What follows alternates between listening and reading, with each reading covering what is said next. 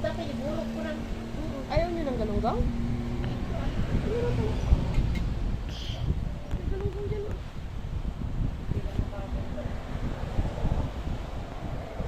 Puro palpak yung mga Hindi sales. naman itinuloy nila tingin yung kanto kasi yung sa akin.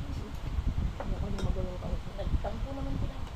Imagine, wala pa daw alas 6, gising na si Kuya, nag-prepare na. Mau-oo yung tao na alas 7:30. Nagising siya alas 9. Tapos sasabihin niya na ganung oras daw kasi siya nagigising. Eh, umuo siya ng gabi na ganung oras. Sabi ko sa kanya, alam mo palang ganyang oras ka nagigising. Itinanggihan mo sana yung 7:30 to 8, hindi ka umuo ako. Parang kami pang may kasalanan.